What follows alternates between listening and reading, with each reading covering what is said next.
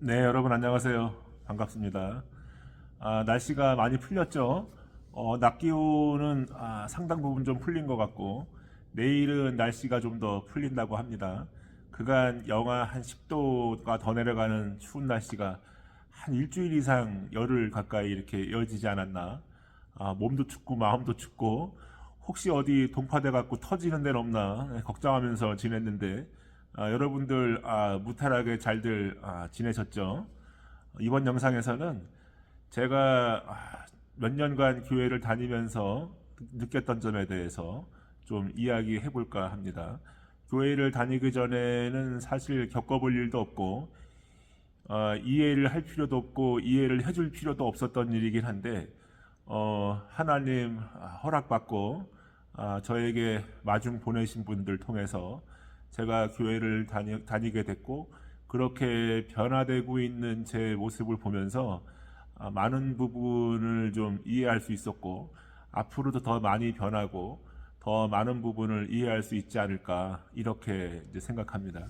사실 교회를 다니면서 느낀 점이 상당히 많아요. 교회를 안 다니는 분들이 이게 이런 걸 다 알고 있을까? 저는 이제 관심이 없어서 몰랐는데 오늘 아무튼 이제 순서에 관계없이 그 이야기를 쭉 해보겠습니다. 이 영상 짧지 않을 것 같은데 이 영상을 통해서 저도 제 믿음을 좀 돌아보는 기회를 좀 갖게 되길 바라고 이 영상을 보시는 분들 중에 혹시 크리스천들이 있으면 각자의 믿음을 좀 돌아보는 시간을 가졌으면 좋겠고 이런 영상을 통해서거나 평소에 제가 타인들, 그러니까 다른 크리스천들의 믿음을 굳이 평가할 필요가 없는데 평가할 이유도 없고 평가할 자격도 없고 평가를 해서도 안 되는 타인의 믿음에 대해서 논하는 것 자체가 이제 옳지 않은 것이죠. 그렇다고 해서 제가 세상 살아온 관점이 있는데 눈에 보이는 거를 못 느끼고 넘어가는 사람은 아니니 오늘 그 이야기를 좀 풀어보겠습니다.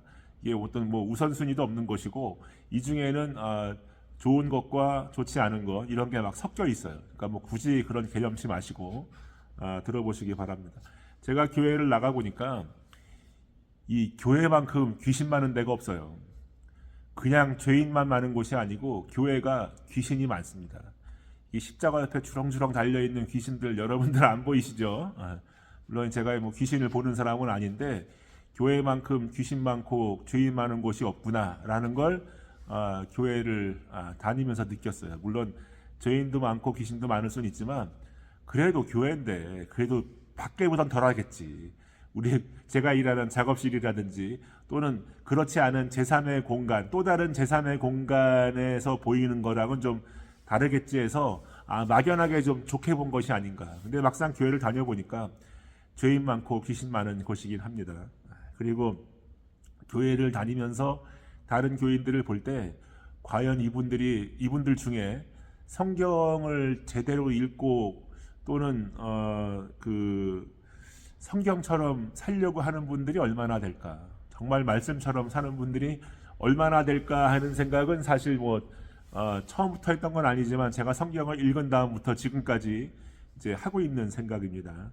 그 다음에 못된 신앙이 모태신앙이라고 모태신앙 못된 신앙이라는 거를 불과 이제 몇 달 전에 이제 알게 됐는데 모태신앙 그리고 뭐 5대째 크리스찬 그리고 가족 중에 뭐 목회자가 있는 분들 가족들 대부분이 뭐 교회 장로 권사 집사 이런 분들 그리고 목회자의 자녀들 그리고 또 교회를 50년 80년 이상 이렇게 믿어온 분들 이게 자칫 사건을 만나서 약몰을 당하거나 잘못 믿으면 이거 아무 소용없구나 말짱 꽝이구나라는 거를 이제 느낍니다.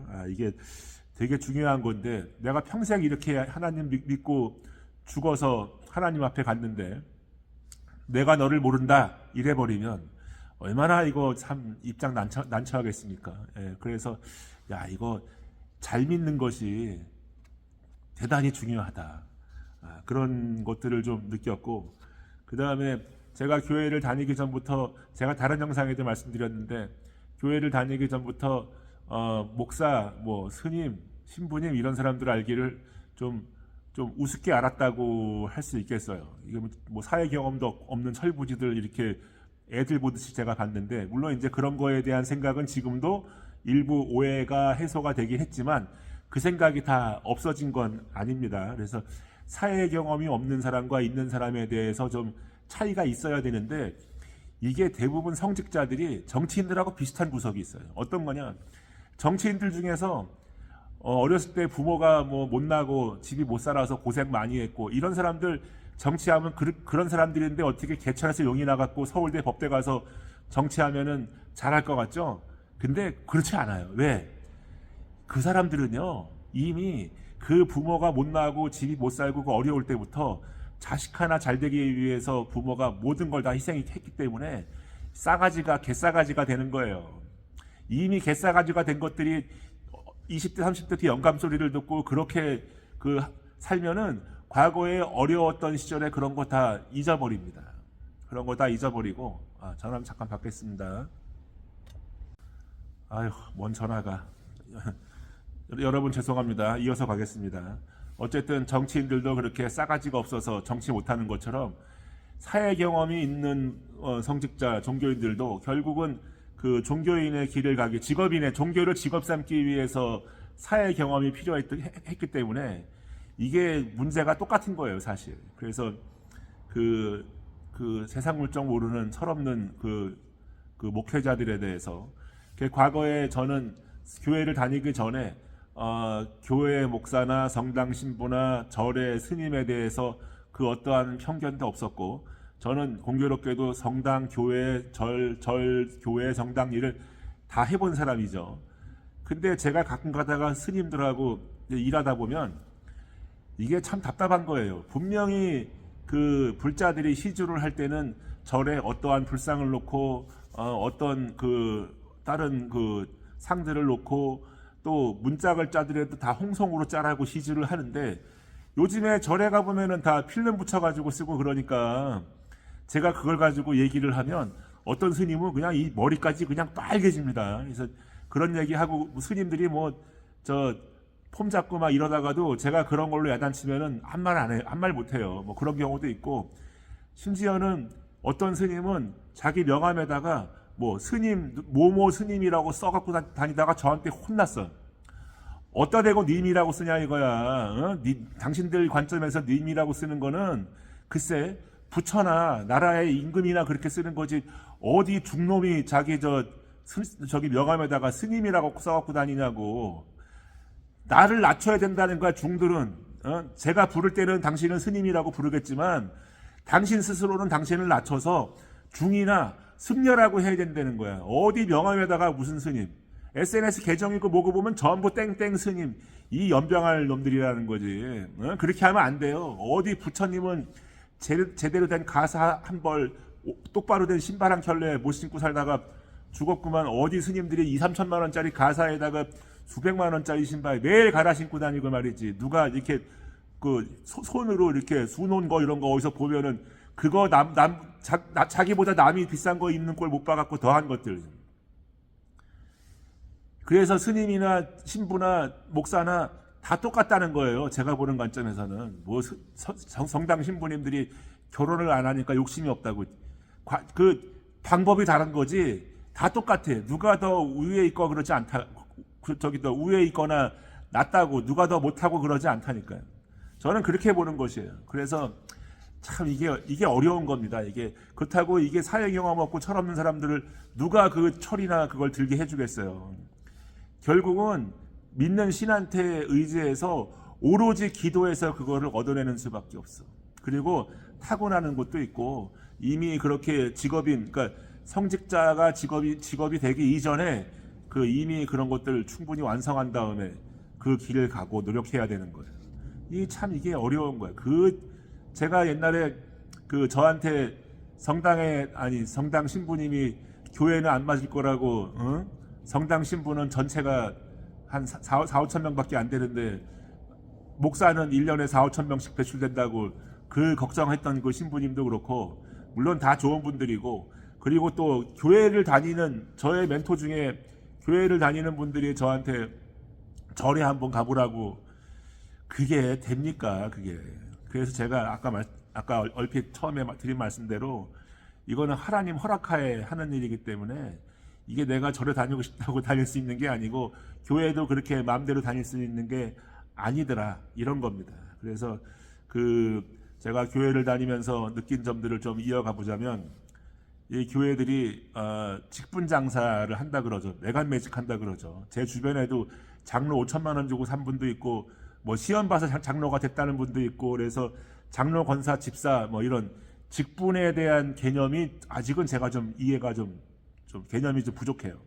저도 올해 집사라는 직분을 받긴 했지만 나는 평생 다른 목수라는 호칭이 이제 귀에 붙어 있어서 그런지 몰라도 저를 누가 집사라고 부르면 딴 사람 부르는 것 같고 그렇더라고.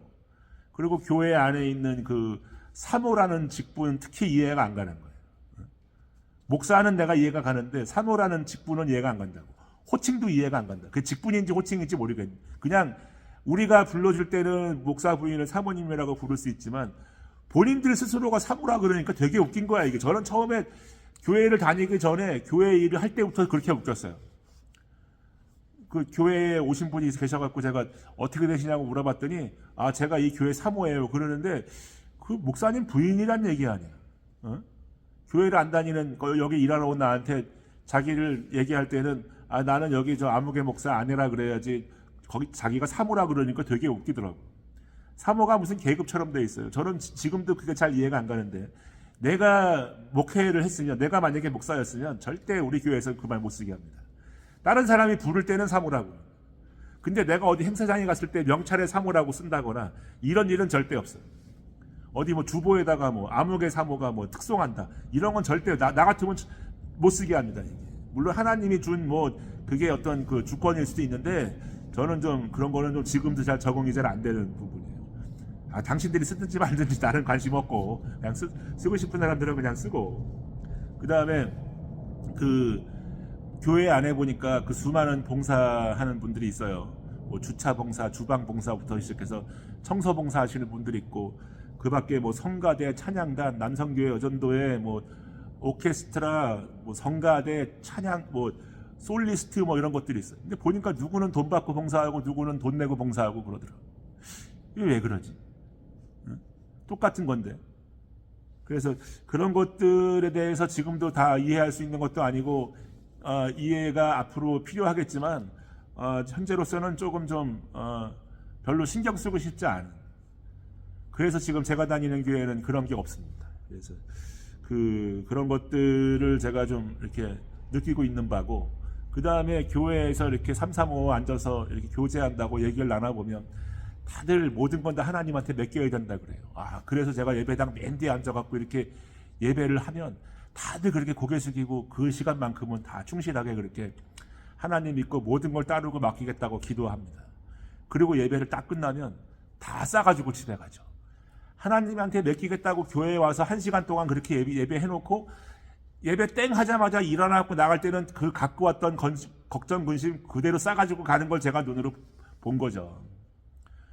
글쎄, 뭐 저 역시도 자유로울 수는 없는데 온전히 맡기지 않은 것입니다. 그렇게 되면. 그래서 가끔 저렇게 몇 대째 크리스찬의 모태신앙에다가 뭐 50년, 100년씩 믿어놓고도 저거 그냥 그대로 싸가지고 가는 사람들 저거 뭐지? 이런 생각이 드는 거예요. 그래서 교회를 다니면서 이렇게 보니까 다들 그 안에서는 경쟁하듯이 믿음 좋고 누구 아무개 돈 많이 내고 이름 있고 누구 장로 어떻고 누구 권사 집사 얘기 다 하는데 글쎄 저를 포함한 그 대부분의 사람들이 다 예수를 2번 죽이는 다 바리새인들입니다. 성경적으로 복음적으로 말씀대로 사는 사람이 거의 없기 때문이에요. 그 교회의 법을 그대로 세상 밖으로, 교회의 일을 그대로 세상 밖으로 끌고 나가는 사람들, 성경에 있는 거 안 지키는 사람들, 네, 그런 것들이 이제 그 바리새인들의 전형입니다. 유형이고. 그래서 이게 내가 잘 믿어야 되겠다. 이게 엄한 사람들 잘못 봐가지고 잘못 따라가면 그냥 도매금으로 그냥 바리새인 되는 거는 이거는 뭐 일도 아니겠구나. 네, 그런 생각을 해봅니다. 그 다음에 수많은 사람들이 기도하는 거를 제가 이렇게 들어보니까 참 기도들 잘하시죠. 이것도 교회에 짬이 있는 것인가? 짬밥이 돼야 기도가 되는 것인지 기도들은 그렇게 대본 없이도 잘합니다. 근데 그 기도 어디에도 회개 감사의 기도와 뭐 해달라는 희망의 기도는 해도 회개의 기도를 그렇게 구구절절하게 하는 분들을 제가 별로 못 봤어요. 글쎄 왜 회개가 없지? 회개 없는 기도가 기도인가? 이런 생각을 좀 합니다. 그리고 사실 중요한 건데 제가 교회를 다니면서 감사함이 늘었고 교회를 다니기 전에 똑같은 일도 그냥 스쳐 지나간 일을 지금은 기적으로 보는 일들이 많아졌기 때문에 그런 부분에 대해서는 좀 크게 감사를 이제 하고 있습니다. 그리고 요즘에 보니까 뭐 LGBTQ 뭐 이런 용어가 있다 그럽니다. 이거 다 해야 되나? 레즈비언, 게이, 뭐 바이섹슈얼 뭐 이런 것들. 근데 이게 보면 성경에 반하는데 이게 보니까 그게 제가 교회를 다니기 전에는 단순하게 이게 그냥 저 개인적 비위에 관련된 문제인가 이렇게 얘기인가 주제인가 이슈인가 이렇게 생각을 했는데 이게 교회를 다녀보니까 이게 교회의 적 그리스도의 적이에요. 성경에 반한다 이거지. 근데 교회 안에서도 보면은 이거를 옹호하는 사람들이 내가 볼 때는 반 이상이 되는 것 같아요. 그럼 교회는 뭐지 그러면? 그러면 그런 교회는 뭐냐 이거? 반이 뭐야? 목사들도 반이 넘고 교인들은 반이 훨씬 넘는 것 같은데 그러면 이 교회와 이 목회자들과 그 교인들은 뭐냐 이겁니다. 이 성경에 반대되는 건데. 응? 그래서 그런 문제에 대해서 좀 이렇게 생각을 해보게 됐고 그리고 교회를 다니기 전에도 얼핏 알긴 했지만 전 세계에서 제일 큰 교회 10개 중에 수십 개 중에 절반 이상이 대한민국에 있다 그럽니다. 10개 중에 10개가 다 대한민국이라는 소리도 있어요. 근데 제가 큰 교회도 한 번 정도는 한두 번은 가본 것 같고 근데 저의 그 개인적 그 대형 교회에 대한 인식은 대형 교회 자체가 다 트래시캔이라는 겁니다. 하나님이 만든 그 바리새인들을 쓸어 넣을 수 있는 휴지통. 안 그러면 그 인간들을 다 어디다 보관해? 어디다 그 사람들을 다 몰아놓고 수용합니까? 제가 보는 관점에서의 그 대형 교회는 그렇습니다. 물론 교회는 크면 좋지만 그게 권세가 아니에요. 그게 다 하나님이 이루어준 거라고 본인들의 가오고 그게 축복이고 그게 교회의 크기라고 생각하면 오산이라고. 경기도 오산이 아니고 그냥 오산이라고. 그 사꾼들 앞에 내세워가지고 사탄 몇 마리 앞세워가지고 그렇게 교회 대형화 만드는 거 그거 어렵지 않아요. 사탄들이 우리가 아는 것보다 훨씬 더 힘이 셉니다. 여러분들 생각 잘 하셔야 된다. 그래서 제가 교회를 다니면서 그 교회가 사탄이 들어와서 대가리를 치든지 교인들 흔들든지 해서 다 쪼개서 분열시키고 분열의 영으로 분열시키고 나중에는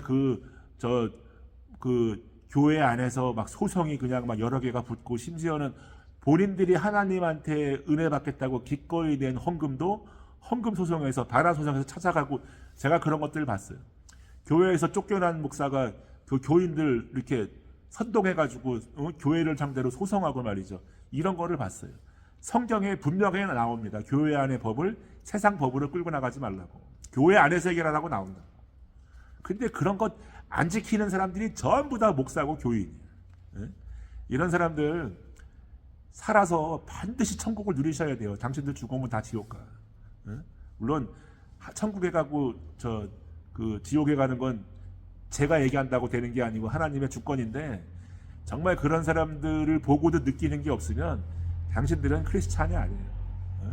그러니까 저도 그런 걸 보면서 절대 저렇게 되면 안 되겠다 이런 다짐을 당연하게 하는 거예요. 물론 언제 어떻게 될지 모릅니다. 이게 이 하나님 예수님을 믿는 이게 신앙생활이라고 하는 거는 이게 제가 전에도 말씀드렸지만 외줄타기 같은 거예요. 조금만 중심을 잃으면 이쪽이든 저쪽이든 자빠진다고 내가 아무리 잘한다고 과신한다고 되는 게 아니라는 겁니다. 그래서 그 교회 안에서 그 성도의 교제라고 사도신경에 나옵니다. 제가 교회를 가보니까 교회 안에 카페가 있고 식당이 있고 이렇게 주말에 하루 종일 이제 교회에 있으면서 식사도 하고 차도 마시고 그렇게 두런두런 많은 대화를 해서 참 신기했어요. 예배 끝나면 그냥 가는 거 아니었어요. 예배 끝나면 그냥 가는 건 줄 알았어. 그랬더니 다 남아서 몇 시간씩 있어요. 몇 시간 전에 와서 게다가 또 뭐 아침 6시, 7시 반, 9시, 11시, 오후 2시, 4시 막 이렇게 예배가 막 주일에만 해도 막 7, 8번씩 있고 뭐 일주일에 다 합치면 10몇 번의 이제 그 예배가 있는데 그게 참 신기했어요. 그래서 그걸 누구한테 물어보니까 그게 뭐 그 성도의 교제의 일환이라는 거예요. 성도의 교제는 우리끼리 여기서 갈고 닦은 거, 배운 거 나가서 실천하라고 그러는 거지. 교회 안에서 예배 3분 전, 5분 전, 시작 5분 후까지 그렇게 앉아갖고 수다나 떨고 앉아있는 게 그게 성도의 교제가 아니라는 거예요. 잘못 배우면 큰일 나는 거예요. 진짜 잘못 배울 뻔했는데 다행히 이제 미끄러지지 않았는데 성도의 교제는 그렇게 이해하면 잘못 이해한 거라는 거예요. 그래서 제가 이제 믿음이라는 게 없을 때 처음에 막 생기기 시작할 때 제가 봤던 기적 또는 은혜 이런 것들 제가 주변에서 충고함 절대 교회 가서 그런 얘기 하지 마라. 왜? 당신은 이제 3년, 5년, 10년 교회 다녔는데 30년, 50년, 100년 다닌 사람들은 그런 거 반드시 시기한다는 거야. 자기들은 그렇게 평생을 갖다 바치고 그렇게 교회를 다녀도 기적 한번 본 적이 없는데 저 사람들은 이제 기적이 차고 나왔는데 막 기적을 본단 말이야. 그런 걸 시기하는 사람들은 다 교회 안에 있다는 거예요. 그래서 우리가 사회에서 하는 얘기가 기쁨을 나누면 2배가 되는 게 아니고 기쁨을 나누는 것은 시기가 돼. 그리고 슬픔을 나누는 거는 반으로 주는 게 아니고 슬픔을 나누는 거는 약점이 돼.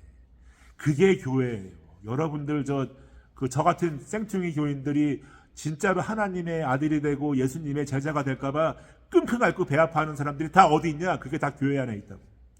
목사는 자기보다 잘난 부목사나 평신도 꼴을 못 보는 거고, 일반 평신도 중에 짬밥좀 있는 사람들, 이런 사람들은 장로, 권사, 집사 이런 사람들은 딴 사람들이 혹시 자기 제끼고 예수님이 던진 그 그물 안에 있는 그 152마리의 물고기가 될까봐 그렇게 그 안에 들어갈까봐 배 아파하는 사람들이 다 교회에 있다. 그래서 우리가 스포츠를 통해서도 그런 거 배워야 됩니다. 상당 부분 여러 가지 스포츠 중에는 많은 스포츠 중에 여러 가지는 내가 잘해야 이기는 것이 아니고 상대방이 못해야 이기는 스포츠들이 있어요. 그래서 그런 마음을 내려놓는 것이 결국은 스포츠 정신이고 한 것입니다. 그래서 남이 안 되는 거를 바라는 마음을 버리는 것, 그게 믿음 중에 하나인 것이에요. 그래서 여러분이 하나님의 아들이 되고 예수님의 제자가 될까봐 싫어하는 사람들은 전부 교회 안에 모여 있다. 이렇게 이제 이해하시면 됩니다. 그래서 초신자들 이제 교회의 그 두려움에 사실 되게 편치 않을 수 있는 그 문턱을 넘어오는 거거든요. 어려운 문턱을 넘어와서 그 교회 안에 잘 안착을 해서 그 영적 성장, 믿음의 성장을 가져야 되는 거를 사실은 그 주변 사람들이 도와야 되는데 글쎄 내가 보니까 돕기는커녕 겉으로는 아닌 척하는데 뒤에 가서 딴소리하고 딴짓하는 사람들이 상당히 많은 곳이 교회입니다. 그래서 참 그게 참 신기하고 그리고 여러분 하나님한테 축복 은혜 받고 믿은 다음에 회개하는 것이 아니고 회개하고 믿은 다음에 그 다음에 은혜와 축복을 받는 것입니다. 물론 구원 받아갖고 천국에 가는 거는 그 다른 문제고 어쨌든 가장 중요한 거는 회개하는 것이에요. 회개하고 그 다음에 믿고 그 다음에 이제 하나님한테 그 중에 일부의 이제 은혜와 축복을 받는 것입니다. 내가 원할 때 바로바로 응답하지는 않지만 하나님 방식대로 반드시 우리는 그 응답을 받는다고 믿는 것입니다. 그래서 우리가 회개하고 예배하고 기도하고 찬송하고 이런 구원에 이르는 그 여정은 하나님의 주권하에 이루어지는 것이에요. 꼴깍하고 죽은 다음에 OX로 땅땅땅 되는 게 아니고 이 생을 바친 모든 길이 그 여정에서 여정 자체가 모든 게 다 하나님의 주권이라는 거예요. 그래서 우리가 생각한 대로 되는 인생은 없어요. 항상 하나님이 개입해서 되는 일이 더 많고 그게 더 좋은 것이라는 생각을 우리가 하고 믿어야 됩니다. 그리고 제가 교회를 다니면서 보니까 평생을 교회를 다니고 누구 한 사람 전도해 본 적 없는 사람들 그리고 전도할 생각이 없는 사람들도 많아요. 지금 제가 다니는 교회에서도 그렇고 그전에도 그렇고 그런 분들이 좀 있었는데 교회의 일원들, 특히 이제 그 인원이 많지 않은 작은 교회의 일원들은 다 같이 한 마음으로 그 교회가 부흥하기를 기도해야 됩니다. 그래서 그 중에 한 사람이라도 그 부흥을 원치 않고 부흥을 방해하는 사람이 있으면 그 교회는 부흥하지 못해요. 이건 최근에 제가 좀 이해한 부분인데, 어쨌든 교회가 하나님의 뜻대로 올라가기 전까지 사실은 다 같이 노력해야 된다. 이게 목사 한 사람이 기도한다고 되는 일은 아니고, 다 같이 힘을 모아서, 다 같이 마음을 모아서 그 교회가 부흥하도록 다 같이 기도해야 된다는 거예요. 그래서 혹시라도 그 교회를 다니는 거는 내 적성에 맞고 내 취향에 맞고 뭐 은혜로운 교회를 다니는 게 아니고, 사실은 부흥을 원치 않는, 그리고 전도의 개념이 없는 교회를 여러분이 다니고 있다면 하루라도 빨리 거기를 탈출하셔야 됩니다. 그냥 그간의 정 때문에, 그간에 내가 했던 그 마일리지 때문에, 뭐 이런 여러 가지 이유로 그 교회를 탈출 못하면 끝끝내 여러분들은 구원받지 못하는 바리새인의 길을 가는 것이에요. 그래서 은혜롭지 못해서 가보니까 은혜가 없고 축복이 없고 뭐 이런 것만 보지 마시고, 다 같이 합심해서 부흥 개념 없고 전도 개념 없는 교회를 내가 다니고 있는 것 같으면 빨리 탈출하셔야 된다. 그래서 대표적으로 세습하는 교회들, 그 사꾼들 있는 교회들, 그 막 비전센터니 무슨 뭐 어린이집부터 시작해서 뭐 양로원까지 없는 그런 교회들, 그런 데는 무조건 탈출하라고 저 같으면 내가 그렇게 조언하겠어, 주변 사람들한테. 교회는 지나치게 그렇게 막 크게 만들어서 그게 마치 하나님의 권세를 우리가 누리는 것처럼 그렇게 포장하면 안 된다는 거예요. 그리고 일부 교인들은 자기가 교회에 갖다 바친 돈, 벽돌, 돌 이런 것 때문에 주인의식, 본전 생각들이 있어요. 교회가 무슨 주인이 있어, 하나님이 주인이지. 그러니까 그런 생각을 가진 사람이 있으면 평신도들이 들어가서 정착하기가 어려우니까 그런 생각 다 내려놔야 돼. 있는 사람이 좀 더 내고 없는 사람이 좀 덜 내고 못 내고 그러는 거지, 없어도 더 내는 사람이 있고 있어도 안 내는 사람이 있고 그런 거지, 그거는 누가 주인이고 말고 본전 이런 뭐 그 교회 안에서 누가 계급이 더 위고 서열이 위인지 사실 그런 거 다 없애버려야 되는 것들이에요. 그래서 우리가 이제 교회에 가보니까, 제가 교회를 가보니까 사람들이 누가 뭐 교회 안 나오면 시험 들었다 그러고, 누가 뭐 안 하던 짓을 하고 그러면 그것도 시험 들었다 그래서 시험이 되게 무서운 줄 아는 거예요. 근데 제가 성경 읽으면서 기도하면서 교회를 다녀보니까 그 시험이라는 게, 하나님이 내주는 그 시험이 내가 누군지 아니까 그런 시험도 들게 하고 시험 문제도 내주고 시험부도 보고 그러는 거예요. 내가 누군지 모르고 내가 누구인지 관심이 없으면 하나님은 그렇게 시험 문제 내주지도 않아요. 시험에 들게 하지도 않고. 그러니까 어느 순간 내가 이거 시험에 들고 있구나라는 생각이 들으면 감사의 기도를 드리셔야 됩니다. 내가 누군지 아는 거야, 이제 하나님이 느끼게 해주는 거야.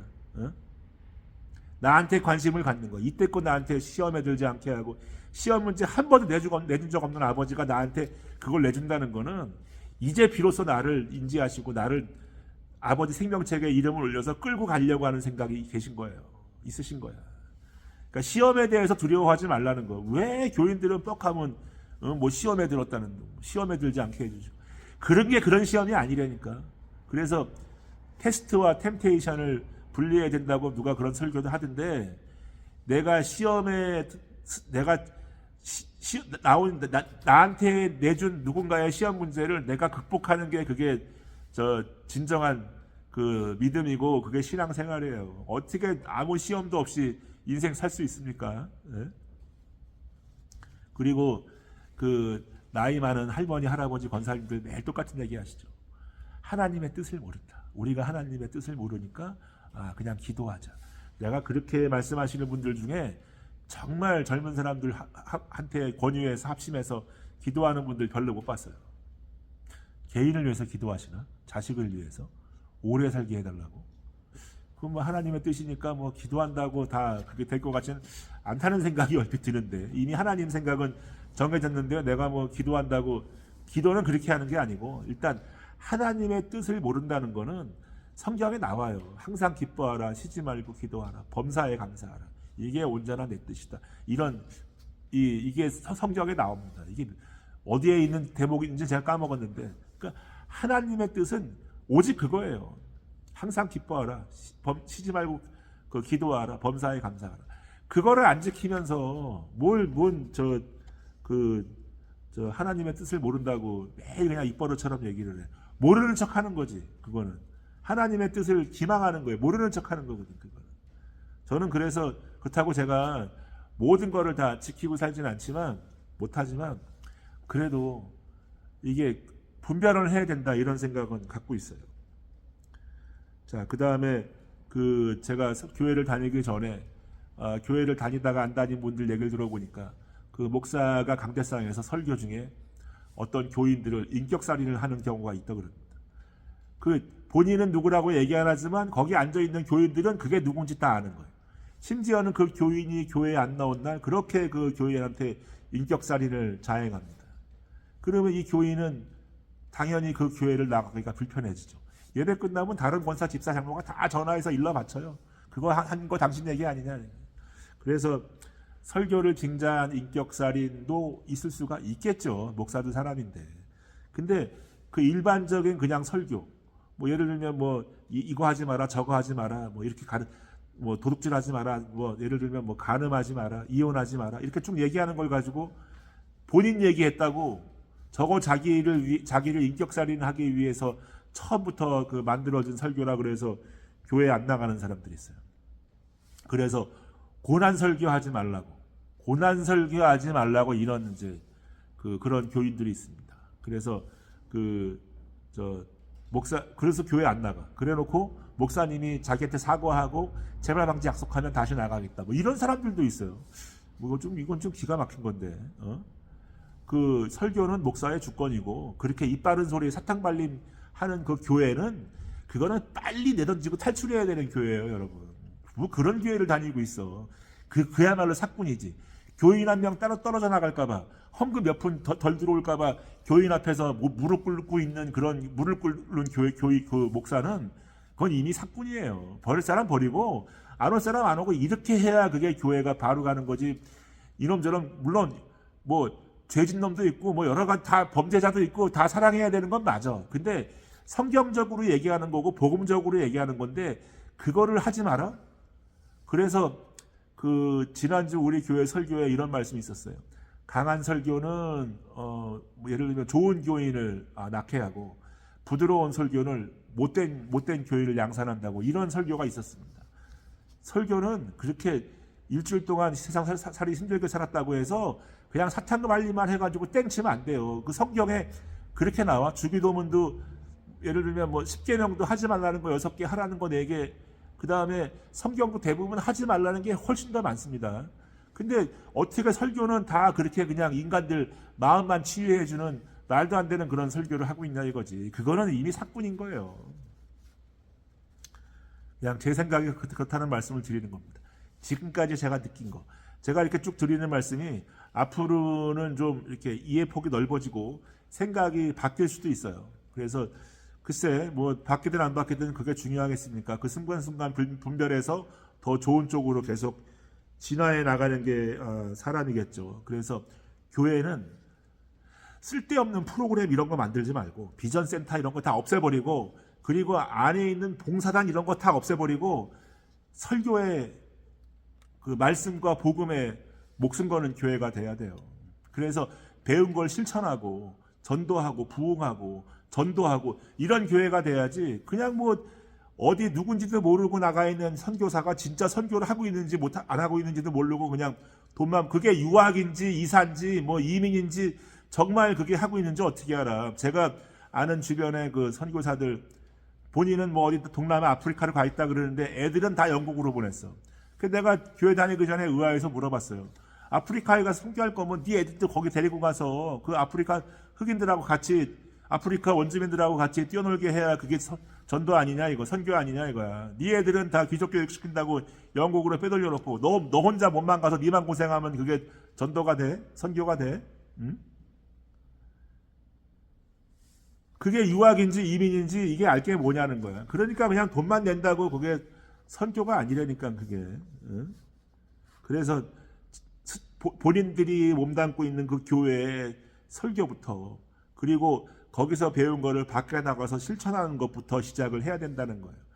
어디 가서 교회에 와서는 맨날 대가리 조아리고 거기 기도하고 있으면서 예배 시간 중간에 들어와서도 그 예배 의식에 따르지 않고 지는 들어와서 그냥 머리 숙이고 기도하고 있으면서 밖에 나가서는 자기가 크리스찬이라고 얘기도 못하는 사람들, 용기도 없고, 아니 하나님 예수님 믿는 게 뭐 죄야?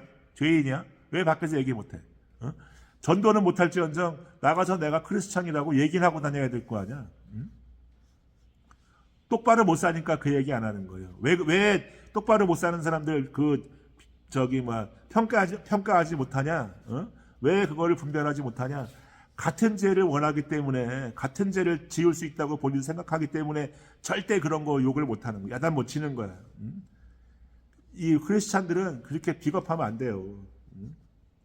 그래서 교회 안에 있는 분별 없는 카페, 식당 이런 거 다 축소하고 없애야 된다는 거예요. 차라리 그 근처에 가 있는 카페나 식당을 팔아줘야 돼, 교회에서. 매일 그냥 그 돈 팔아줄 돈 있으면 헌금하라 그러고 교회 안에 가둬가지고 전부 짬밥이나 먹이고, 일주일 내내 저 밖에밥 먹다가 그 주일날 하루 와서 짬밥 먹으면 그건 맛있어요. 나이 8, 90대 된 노인들, 혼자 사는 노인들, 집에서는 제대로 먹지 못하다가 일요일날 주일날 하라고 교회 나와서 하나님이 주시는 일용할 양식 먹으니까 그건 맛있어. 그건 그럴 수 있어. 근데 내가 교회를 다니면서 보니까 그 주변에 뭐 어디 카페고 문방구고 떡집이고 고깃집이고 그 앞에 많아도 한 명도 그런 데 가서 팔아주는 사람이 없어. 교회는 그렇게 하면 안 돼요. 교회들은 그러면 안 된다고. 물론 다 자기가 간 단골이 있고 기호식품이 있고 뭐 나름대로 다 패턴이 있겠지, 루틴이 있겠지. 그래도 그 교회 앞에도 좀 팔아주고 그런 걸 좀 해야 된다고. 누구라도. 아무도 안 가. 그럼 무슨 전도가 돼? 그 교회 아무도 안 가지. 인생들 그렇게, 믿음들 그렇게 끌고 가면 안 된다는 거야. 그게 자랑이 아니라는 거야. 그리고 교회에 와가지고 헌금 증빙해달라고 그 서리 떠가는 사람들. 뭐하게, 난 이해를 잘 못하겠네. 그거 갖다 내면 얼마나 그거 받습니까? 뭐 그럴 수 있어. 그렇게 몇십만 원이라도 세금 혜택 받아갖고 그거 다시 교회에 낸다 그러면 내가 모르겠다. 그렇게 안 할 거면 그 교회 직원들 또는 교회 직원 없는 그 교회들, 목사나 목사 부인들 괴롭히지 마세요. 그까지 그 알량한 헌금 하나님 드린다고 내놓고 하나님이 돈이 없어, 가오가 없어, 예수님도 가오가 없어, 돈이 없어, 하나님이 그지야? 그 돈 몇 푼 갖다는 거 왜 돈을 그거 떼달라 그래? 그래 놓고 1년에 1,000만 원밖에 안 된다는 거예요. 그러니까 나머지 낼 돈 있으면 어디 시민단체 이런 사이비 단체 이런 데 돈 보내고, 이 잘못됐어요. NGO 단체에 돈 보내고. 그 뭐 하는 짓이야 그게. 교회, 자기가 다니는 온전한 그 교회에 본인의 의의를 다하기 위해서 그 돈 고스란히 다 내고 11조를 내든 10의 2조를 내든지 떼어먹든지 그건 당신들 마음인데 그렇게 하라는 거예요. 들 내는 거 상관 안 하겠다 이거야. 10의 2조를 내든 3조를 내든 11조도 안 내고 11조 아예 안 하고 헌금도 떼어먹어가면서 교회 다니든 그건 상관없어요. 하나님이 그렇게 주신 그 기회와 그 은혜를, 복을 스스로 찾는 사람들은 어쩔 수가 없다고. 저도 이게 후달려서 11조 헌금 다 못할 때가 많아. 없어요. 요즘에는 11조 낼 돈도 없어. 수입이 있어야 11조를 내지. 헌금도 겨우 하는데. 그래서 교회가 투명하게 운영이 되는 건 좋아요. 하지만 교인들 그 한두 명도 아니고 무슨 세금 증빙한다고, 그거 얼마나 가서 세금 혜택 받아. 그러면 그거 받아가 고스란히 교회에 내. 앞에서는 은혜 받겠다고 헌금하고 뒤로는 공제 받아가지고 세이브하고. 이거 뭐 참 세상법이라는 게 하나님하고 안 맞는 게 있는 거예요. 그 다음에 교회에 제가 나가면서 가장 어렵다고 생각했던 것 중에 하나가, 이거는 그 교회를 나가는 순간 제 사생활, 주변 지인들과의 관계가 상당 부분 끊어진다. 취미생활도 대폭 줄여야 한다. 인간관계도 대폭 줄여야 한다는 것. 이건 제 개인적인 것. 사실 이건 중요하지 않아요. 그것보다 중요한 게 하나님한테 은혜와 축복을 받는 거 말고 반드시 우리가 고난을 함께하고 십자가를 나눠줘야 되는 게 있어요. 저처럼 힘이 좀 있는 편이고 등치가 큰 사람들은 그냥 혼자 몰빵 다 십자가를 짊어져야 돼. 내가 교회 다녀보니까 그 고난을 함께하고 십자가를 나눠드리려고 그 정신머리를 갖고 있는 사람 별로 못 봤어요. 그거 저 윤목수 정도가 되면 그동안 수십 년간 나무 깎은 그 그간의 짬밥으로 그게 다 눈에 보입니다. 그 하나님이 저한테 주신 그 분별의 능력이라고 저는 개인적으로 좀 일부는 생각하는데 그게 한눈에 꿰뚫어 보인다고. 당신들이 어떤 마음으로 교회를 다니는지 한눈에 보인다고. 그래서 그 어려운 부분이에요. 고난을 함께하고 십자가를 나눠준다. 이게 어려운 부분인데 사실 그런 걸 모르고 그냥 교회 다니는 게 더 편할지도 모르겠네. 여러분 화이팅. 자, 그리고 제가 지금도 기도원이나 부흥회 같은 데를 가본 적이 없고, 과거에 이제 우리 교회 엄마라고 부르는 그 권사님하고 여동생하고 기도원이라는 데를 가보지 않았는데, 사실 기도원은 다시는 갈 일이 이제 앞으로도 갈 일이 없을 것 같고, 교회에서 하는 부흥회라고 해서 뭐 부흥회 가면 헌금 많이 해라, 목사 섬겨라, 교회에 봉사하라, 뭐 이런 얘기 많이 한다 그럽니다.